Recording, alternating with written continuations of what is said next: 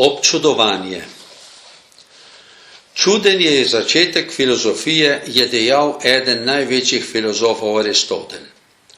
S tem je ugotavljal, da je za logično premišljevanje o stvareh in za odkrivanje novih spoznanj najbolj pripravna spontana, odprta človekova radovednost, ki opaža neznansko zapletenost resničnosti od njenega najmanjšega delca do celotnega vesolja in ki ob tem v svojem opažanju doživlja njeno mikavno, deloma pa tudi grozečo čudovitost. Čudenje, ali širše povedano celostno doživljanje, je podlaga tudi za razumsko, tehnično in organizacijsko obdelavo, ki pa nikakor ne bi smela tako prevladati, da bi v človekovi zavesti zapostavljala še nadaljnje, čedalje globlje doživljanje stvari. V današnjih življenjskih razmerah je čudenje ljudem precej tuje. To je namreč drugačen odnos človekove zavesti do narave, dogodkov, ljudi in do samega sebe, kakor ga pospešuje naša trenutna, racionalistična, stehnizirana, neosebna, porabniška, narcistična in od narave odtujena civilizacija.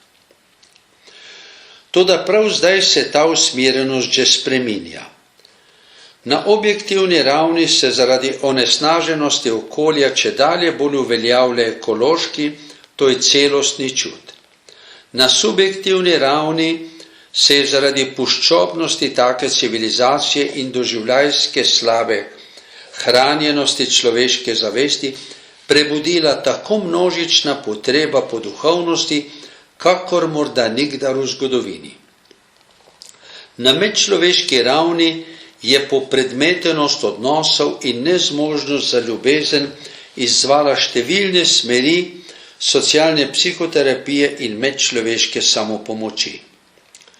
Vse to ima skupni imenovalec, potrebo po zrelem, čustvenem in celostnem doživljajskem življenju, ki temelji na razviti zmožnosti čudenja, občudovanja in strmenja. Otrok je po naravi radoveden, z občudovanjem odkriva čudoviti svet okrog sebe.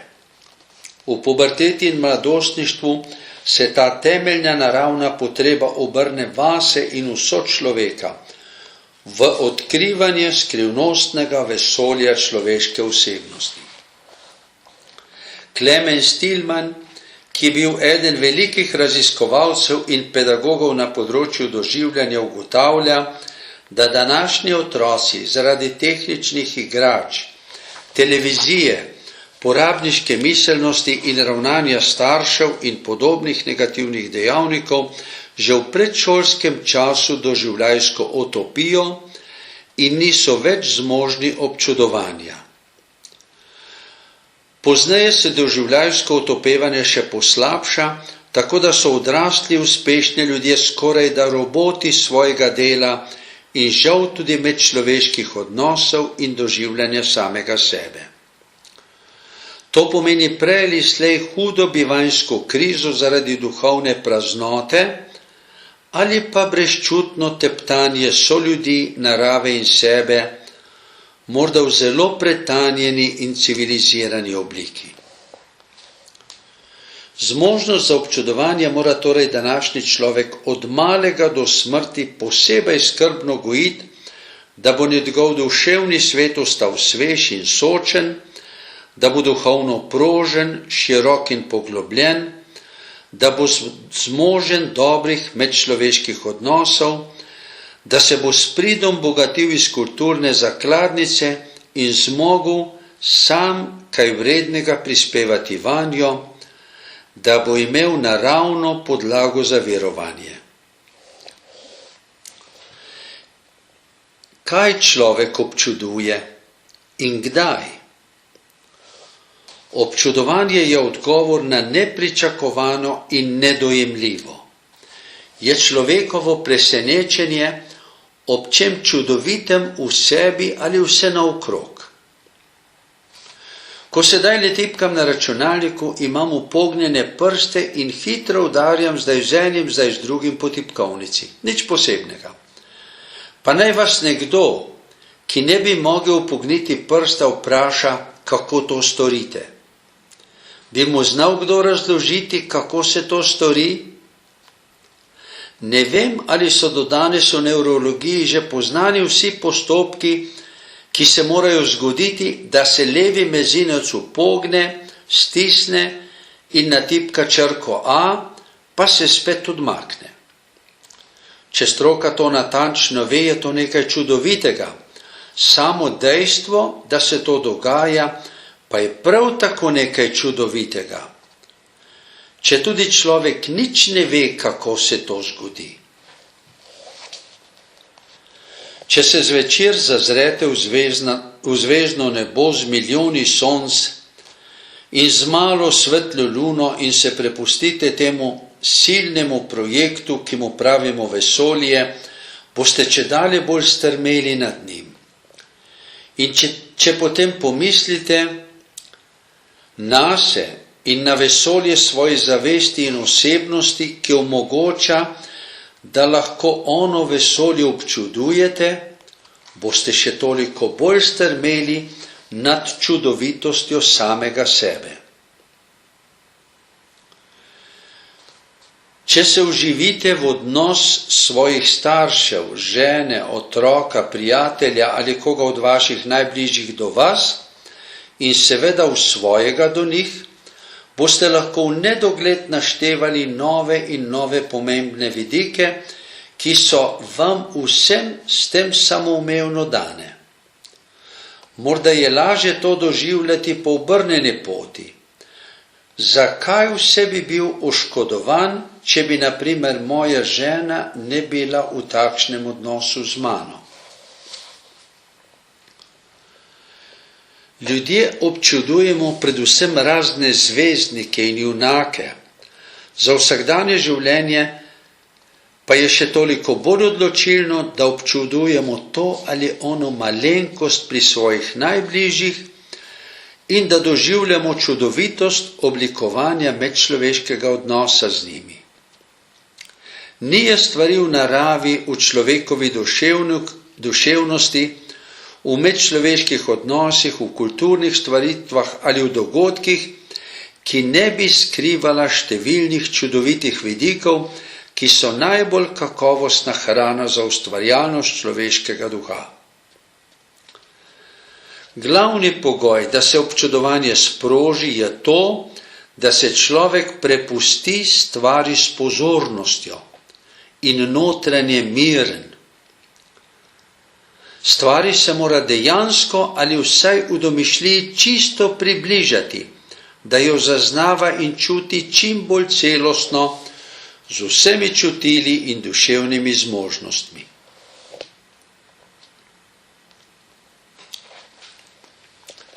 Nasveti.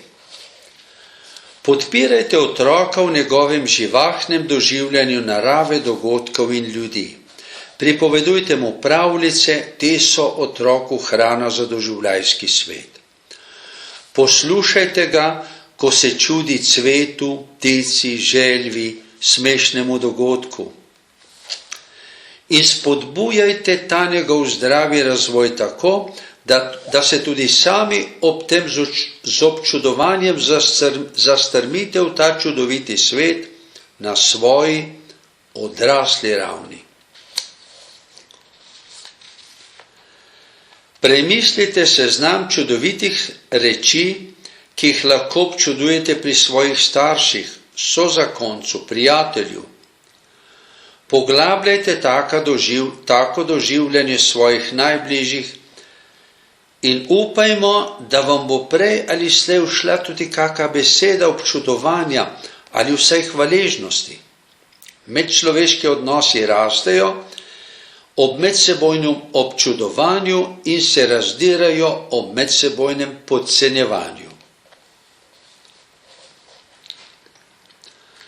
Pri vsakem človeku, ki ga poznate ali pridete z njim v stik, je kaj, kar lahko občudujete. To velja tudi za vaše nasprotnike, pa naj se odločite za pot sprave z njimi ali pa za zaostritev spora. Eden od prvih predsednikov Združenih držav Amerike je menda imel za svoje življenjsko vodilo stavek: vsak človek me v nečem prekaša, v tem se od njega učim. Doživljanje narave, zlasti tam, kjer je posebno lepa in zanimiva, je koristna vsakdanja vaja duhovne zmožnosti občudovanja. To delajte v živo na sprehodih, pohodih, počitnicah, pa tudi doma za mizo ob lepih naravoslovnih opisih ali filmih. Dobro je, če imate v družini naročeno naravoslovno revijo, ki prinaša spoznanja in zanimivosti iz narave. Čeprav se morda čudno sliši, vam zelo svetujem, da se na enak način, kakor za občudovanje narave, prikopljete tudi do občudovanja tehničnih pripomočkov, ki z njimi vsak dan delate. Tovarniškega stroja, telefona, gospodinjskih strojev in aparatov, televizorja, avta, računalnika. To so dragoceni in čudoviti podaljški naših organov.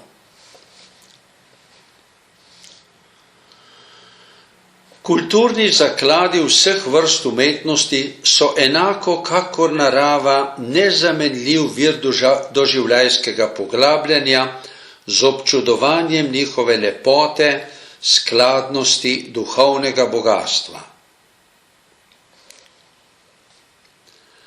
Sistematična vadba v doživljanju, občudovanju, strmenju in podobnih globokih duhovnih potekih je meditacija. Verovanje je predvsem strmenje nad velikimi božjimi deli v stvarnosti, v človekovem življenju in v zgodovini. Brez tega je vera ideologija.